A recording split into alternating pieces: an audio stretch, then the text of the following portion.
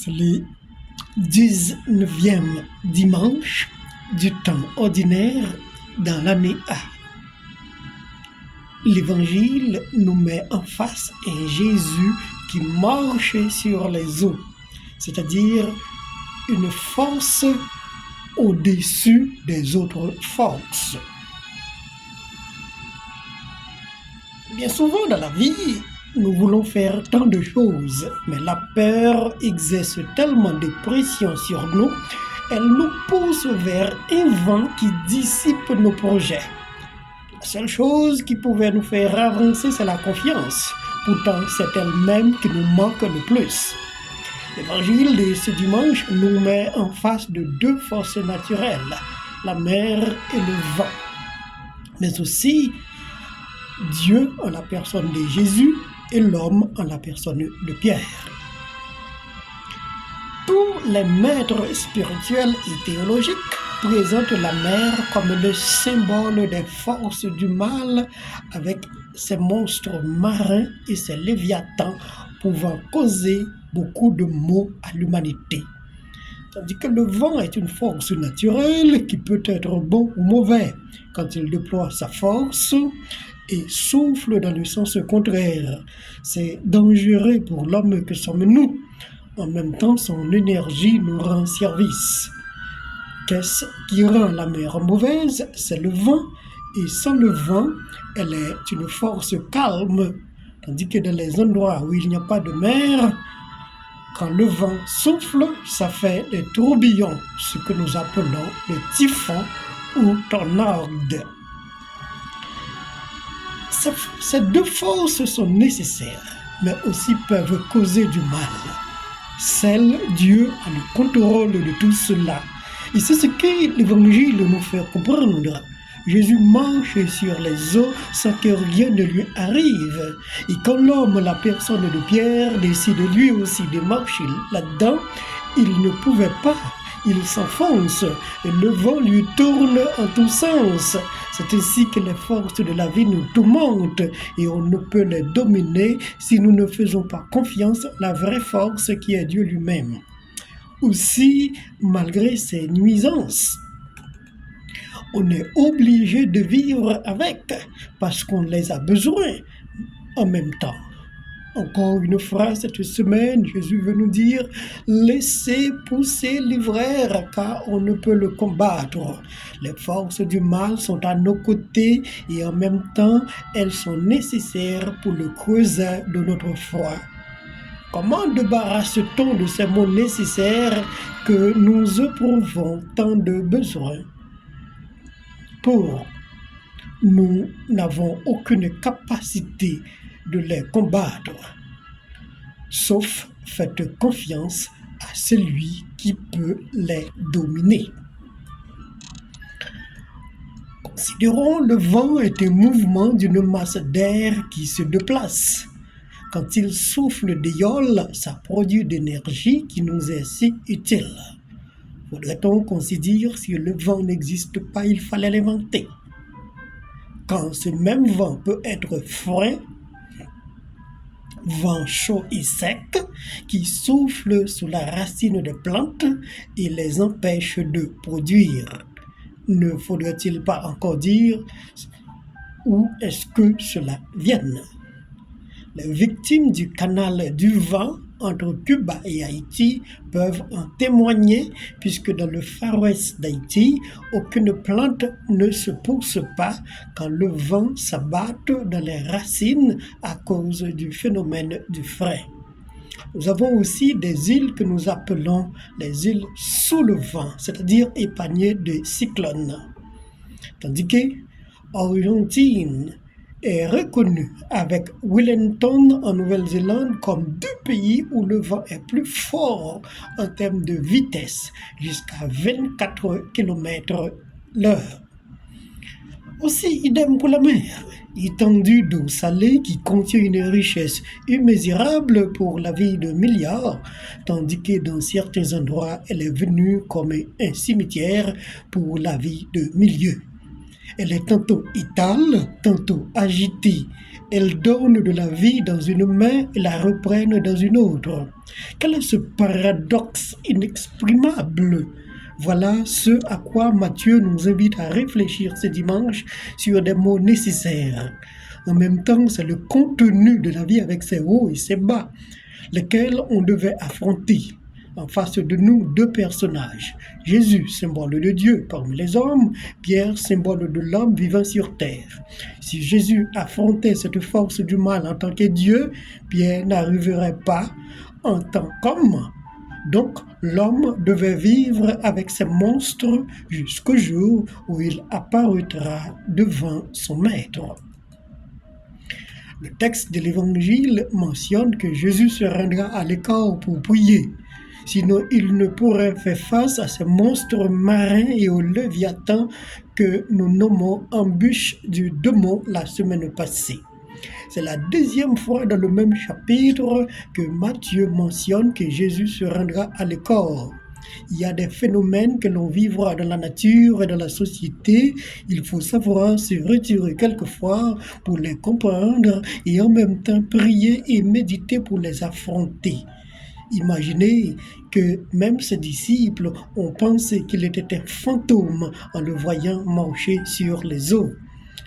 C'est-à-dire, ne reconnaissant pas sa divinité ou ne reconnaîtra pas Dieu en lui, alors que ça ne ferait pas longtemps, ils l'ont vu transfiguré devant eux et Pierre affirmait en ces temps-là qu'il était le Fils de Dieu. Dieu a-t-il eu le temps de lui dénaturer en lui?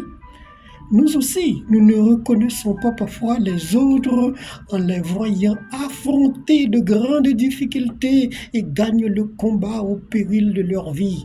Mais comme Pierre, ceux-ci ont appelé Jésus au secours. Quand la mer était agitée, voulant emporter le canot des disciples, c'était à lui que Pierre s'adressait. Encore une fois, quand il se voit en train de plonger, il fait appel à lui. Nous les hommes, nous n'avons pas où aller sinon qu'à Jésus seul, qui a toujours le dernier mot, et c'est ce même Pierre qui lui disait: où irions-nous, Seigneur, car tu as la parole de la vie éternelle. En voulant prendre congé de la foule, Jésus évoquait la fatigue. Évidemment, c'est un homme, il a le droit d'être fatigué. Mais la démarche est plus significative que cela. Si la multiplication des pains fut un geste messianique, après que cet événement a pris place dans le désert, les gens voulaient lui choisir comme leur messie en rejetant tous les autres qui ne leur ont pas donné à manger.